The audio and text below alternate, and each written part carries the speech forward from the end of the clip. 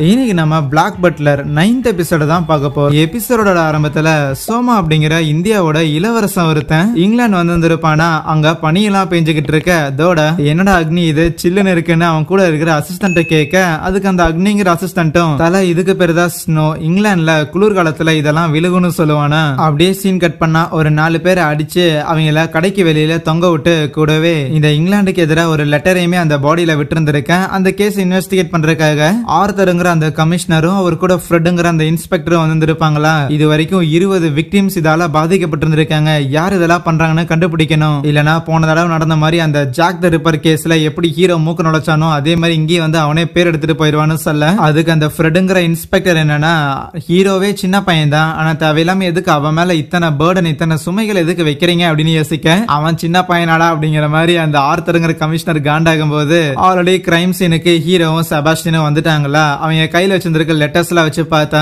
அப்படின்னா இப்போ வரைக்கும் பாதிக்கப்பட்ட எல்லா விக்டிமுமே இந்தியால இருந்து திருப்பி வந்தவங்க தானா அப்படின்னு ஹீரோ கெஸ் பண்றான். இந்த கதை 1800s தான் நடக்குது அப்படின்னா அந்த டைம்ல யூரோப்புக்கு கீழே தான் இந்தியா இருந்துச்சு. ஆனா இந்த 20 பேரையுமே அந்த ஆள் வந்து கொலை பண்ணவே கிடையாது. அது மட்டும் இல்லாம அந்த பேப்பர்ல சம்திங் ஏதோ ஒரு விதமான சிம்பிள் ஒண்ணு இருக்குமா, அந்த சிம்பிளை பார்த்த கமிஷனருமே ஒருவேளை குயினை அசிங்கப்படுத்துற மாதிரி தான் அந்த சிம்பிளை வரைஞ்சிருப்பாங்க. கண்டிப்பா இதை பண்ணது ஒரு இந்தியனா தான் இருக்குன்னு சொல்லும் போது அதுக்கு ஹீரோவும் வேலைக்காக ஏகப்பட்ட இந்தியன்ஸ் அடிமையா இங்க பிடிச்சிட்டு வந்திருப்பாங்க. சோ அந்த இந்தியன்ஸ் தான் எங்க இருக்கிறாங்க அப்படிங்கறது அந்த போலீஸ் யாருக்குமே தெரியாது. ஒரே பாவமா போச்சு. சரி போலீஸுக்கு தெரியலனாலும் பரவாயில்ல, நம்ம போய் கண்டுபிடிப்போம்னு ஊருக்கு வெளியில வரும்போது அந்த இடத்துல நம்ம ஹீரோ தெரியாம ஒரு இந்தியனை இடிச்சிருவானா. ஆனா அவனுங்களா பார்த்தா உடனே டிராமா போட ஆரம்பிச்சிருவானுங்க. இங்க பாரு நீ என்ன இடிச்சு எனக்கு எவ்வளவு பெரிய காயமாயிருச்சு, உடனே காசு எடுத்து விட அப்படின்னு சொல்லிக்கிட்டு இருக்க. ஹீரோ உடனே செபாஸ்டியனை இறக்கி விட்டு அவனுங்களை அடிக்கலான்னு பார்க்கும்போது அந்த சோமாங்கிற இளவரசனும் அவனோட அசிஸ்டன்ட் அந்த பக்கம் வருவானுங்களா. கையில ஏதோ ஒரு பேப்பர் டிராயிங் ஒண்ணு வச்சுக்கிட்டு, நாங்க இந்த ஒரு பொண்ணு தேடி வந்திருக்கோம், யாராவது பாத்திருக்கீங்களா மக்கான்னு கேட்டுக்கிட்டு இருக்கேன். அப்பதான் செபாஸ்டியன் மத்தவங்க கூட சண்டை போடுறதுக்கு தயாராக்கிறத பார்த்த உடனே, டே அக்னி பாரு நம்ம ஆளுங்க மேல கை வைக்க பாக்குறான் ஒரு வெள்ளக்காரன், அவனை தூக்கி போட்டு முதின்னு சொல்ல, அந்த அக்னிங்கிற அசிஸ்டன்ட் பார்த்தா உள்ள இறங்கி பிரஷர் பாயிண்ட்ல எல்லாம் வச்சு பயங்கரமா நம்ம செபாஸ்டியனை அட்டாக் பண்றானா. இருந்தாலும் அந்த அக்னிக்கு புரியல, என்னடா அது இந்த அடி அடிச்சுமே நீ நாத்திக்கு கீழே விழுகாம இருக்கிற, ஓட்ட மெடிக்கல் மிராக்கல்னு பாத்துட்டு இருக்கும் போது அப்ப ஹீரோவும் உங்க ஆளுங்க தான் தேவையில்லாம எங்க கிட்ட வம்பளுத்தாங்க, எதுக்குடா தேவையில்லாம நீங்க எங்களை அட்டாக் பண்றீங்க அப்படின்னு காண்டாகும் போது அதுக்கு சோமா மத்தவங்க கிட்ட, ஏன்டா நீங்க தான் முதல்ல அந்த சின்ன பையனை அட்டாக் பண்ணீங்களா, டே அக்னி நம்ம ஆளுங்களா இருந்தாலும் பரவாயில்ல அவனுங்க தான் தப்பு பண்ணிருக்கானுங்க பிரிச்சு மேஞ்சர்னு சொல்ல எல்லாரையும் அடிச்சு போட்டுருவோம். அடிச்சு போட்டது மட்டும் இல்லாம ஹீரோ கிட்ட, நாங்க ஒரு பொண்ணை தேடிக்கிட்டு இருக்கிறோம், கொஞ்சம் பிஸியா இருக்கிறோம், அப்புறமா பாக்கலாம்னு அப்படின்ட்டு அங்க இருந்து போயிருவான். யார் அவன் எங்க இருந்துடா வந்திருக்கான்னு ஹீரோ கொண்டும் புரியல. அதுக்கப்புறம் அன்னைக்கு நைட்டு திருப்பி மேன்ஷனுக்கு வரும்போது இந்த மாதிரியான சாதாரண விஷயத்துக்காக எல்லாம் என்ன இன்வெஸ்டிகேட் பண்றதுக்காக லண்டன் வரைக்கும் வர வச்சாங்கன்னு வையேன், நான் டெய்லி வந்துட்டு தான் போகணும் போலேன்னு யோசிக்க, அப்போ ஹீரோவை மீட் பண்றதுக்காக அந்த லாவ் இருக்கிறான்ல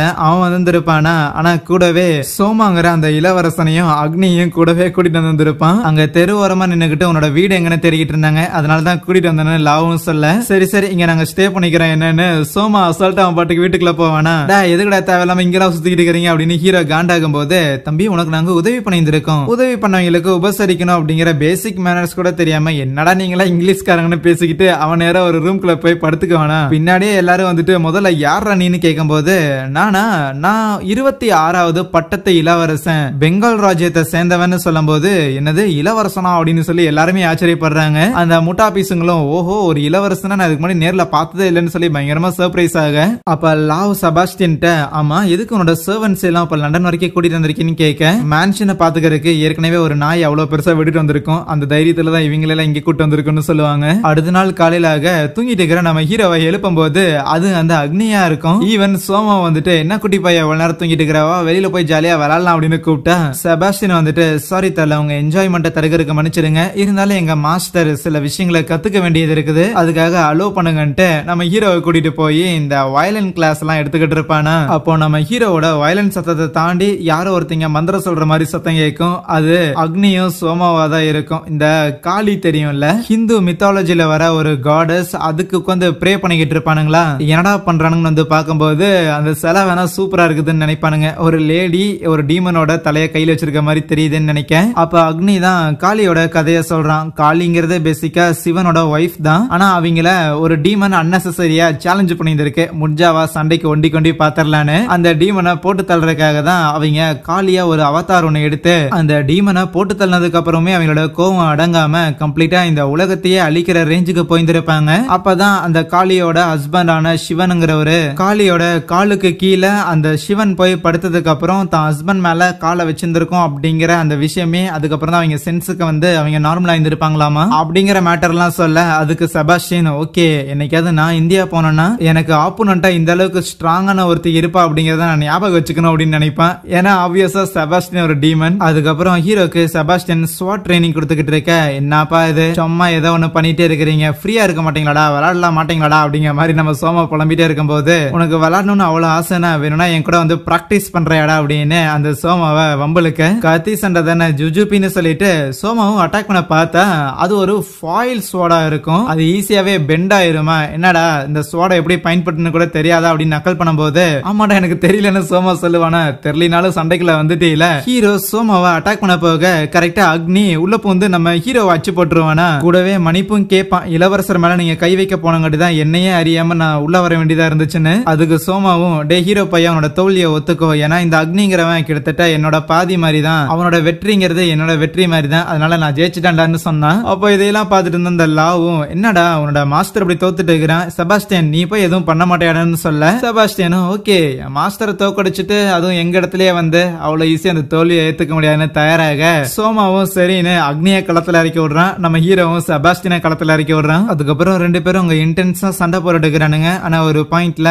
ரெண்டு பேரோட ஸ்வாடும் உடஞ்சு போனதான் மிச்சமாகும். அதனால பேட்டில் பாதியிலே முடியுது டை ஆயிருச்சு. ஆனா இதை பார்த்து ஷாக்கான ஹீரோ நேரா செபாஸ்டியன் போயிட்டு ஏய் உண்மையை சொல்லு அந்த அக்னிங்கிறவன் அந்த கிரில்லு பையன் மாதிரி ஏதாவது வித்தியாசமான உயிரினமானு கேட்டா இல்ல அவன் சாதாரண மனுஷன் தானு சொல்றான். இன்னொரு பக்கம் கிச்சன்ல இன்னைக்காவது நான் சமைக்கலாம்னு இருக்கிறேன்னு பிராடு சொல்லும் போது அப்ப செபாஸ்டியன் வந்துட்டு ஒன்னும் தேவையில்ல நானே பாத்துக்கிறேன் பானா டே நான் ஒரு செஃப்டா என்ன சமைக்க விடுங்கடா அப்படின்னு பிராடு கதறிட்டு இருக்கும் போது அப்ப அக்னி வந்துட்டு நீங்க சமைக்கிறீங்கன்னா மேபி நானும் உங்களுக்கு ஏதாவது உதவிகள் எல்லாம் பண்ணட்டுமான்னு கேட்டா முதல்ல செபாஸ்டியன் எதுவும் தேவையில்லைன்னு தான் சொல்றான். இருந்தாலும் இவ்வளவு ஆசையா கேக்குறீங்கிறங்காட்டி நான் ஒரு மெயின் டிஷ் ஒன்னு பண்ண போறேன் அதுக்கு சைட் டிஷ்ஷா நீங்க இதெல்லாம் பண்ணிருங்கன்னு சொல்லிட்டு அங்கிருந்து போக என்ன எதுக்கு செஃபாவே வச்சிருக்காங்கன்னு தெரியலன்னு பிராட் அப்படியே கோவத்துல உட்கார்ந்திருக்கும் போது அப்ப அக்னி செஃப் நீங்க எனக்கு கொஞ்சம் இங்கிலாந்து சமையல் எல்லாம் சொல்லி தரீங்களா அப்படின்னு கேட்கும்போது ஆஹா என்ன ஒருத்தன் செஃப்னு கூப்பிட்டான்னு சொல்லி நம்ம பிராடுக்கு எல்லாம் பயங்கர சந்தோஷம். நம்ம பினியன் கதவுக்கு வெளியில எட்டி பாத்துக்கிட்டு இருக்க ஏன் பையா வெளியே நிக்கிறேன் அப்புறம் நீ கொஞ்சம் ஸ்ட்ராங்கான ஆள்னு கேள்விப்பட்டேன் வரையா மாவு பேசுற வேலை இருக்குதுன்னு அவன்கிட்ட கொடுக்க அதுவே இந்த மேங்கிற பொண்ணு பிளேட் எடுக்க போறேன்ட்டு கீழே உலக போகும்போது கரெக்டா உள்ள வந்து அவளையும் ரெஸ்கியூ பண்ணிட்டு நீயும் சமையலுக்கு உதவி பண்றேன்னு எல்லாரையும் வச்சு சமைச்சுக்கிட்டு இருக்க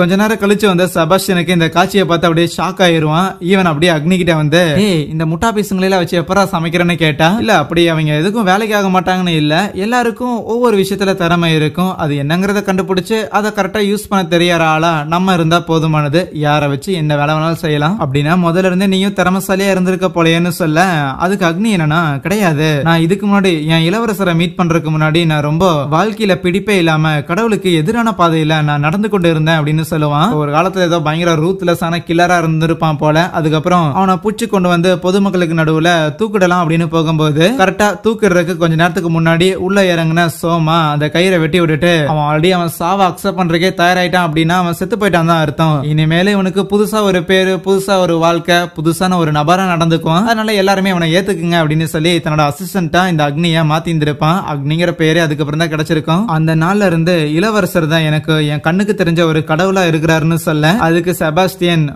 பூமியில இருக்கிற மனுஷங்க தான் கடவுள் மாதிரி தெரியுறாங்கன்னா அப்ப நீங்க வானத்துல இருக்குதுன்னு சொல்ற கடவுள் எல்லாம் டம்மி பீஸ்னு ஒத்துக்கிறீங்களாங்கிற மாதிரி அவன் சொல்ல அதுக்கப்புறம் எல்லாரும் டின்னர் சாப்பிட்டு இருக்கும் போது சோமா இந்த மாதிரி மீனா அப்படிங்கிற ஒரு பொண்ணு தேடி தான் வந்திருக்கேங்கிற மேட்டரை சொல்றான். அவன் சின்ன வயசுல இருக்கும் போது அந்த லேடி தான் அவனை எடுத்து வளர்த்திருப்பாங்க போல. ஆனா ஊர்ல இல்லாத டைம்ல இந்த இங்கிலாண்டை சேர்ந்த ஏதோ ஒருத்தன் அந்த லேடியை கடத்திட்டு இங்கிலாந்து கொண்டு வந்துட்டான் அப்படின்னு கேள்விப்பட்டேன். அதனாலதான் அவங்களை திருப்பி காப்பாத்தி கூட்டிட்டு போறதுக்காக வந்திருக்கேன்னு சொல்லும்போது போய் ஒரு வேலைக்காரனை கூட்டு வரதுக்காக இவ்வளவு தூரம் டிராவல் பண்ணி வந்திருக்கேன்னு ஹீரோ நக்கல் பண்ண உனக்கு என்னடா தெரியும் அப்படின்னு சொல்லி அவன் சண்டைக்கு வருவானா. ஆனா அப்ப ஹீரோ எனக்கு உன் வழி என்னன்னு தெரியாதுதான் ஆனா அதே நேரத்துல நம்ம இழந்த சில விஷயங்களை நம்மளால திருப்பி பெற முடியாதுங்கிறத நீ ஒத்துக்கிட்டு தான் ஆகணும். ஒத்துக்காம இருந்தானா உன்னால திருப்பி என்னைக்கும் நார்மலாவே இருக்க முடியாதுன்னு டின்னரை பாதியிலே கட் பண்ணிட்டு அங்க இருந்து வந்துருவான். நம்மளை விட்டு போன விஷயங்கள் திருப்பி வராதுன்னு ஹீரோ சொன்னது அவனோட ஃபேமிலியை மென்ஷன் பண்ணி தான் சொல்லியிருந்திருப்பான். அதுக்கப்புறம் அன்னைக்கு நைட்டு ஒரு சீட் கட்டை எட்டு வந்துட்டு நம்ம ஹீரோ அந்த சோமா கூட விளாடலாம் அப்படின்னு பார்த்தா அதுக்கு சோமா நீ காலையில இருந்து பிஸியா இருந்ததெல்லாம் ஓகே தான் பட் நைட் டைம்ல தான் நீ ஃப்ரீயா இருக்கிறீன்னா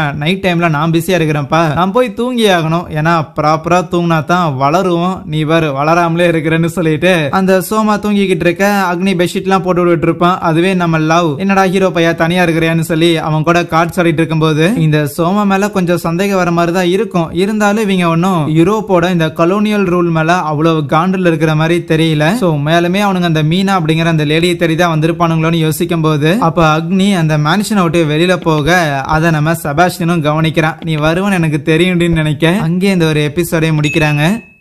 சோ தேங்க்யூ.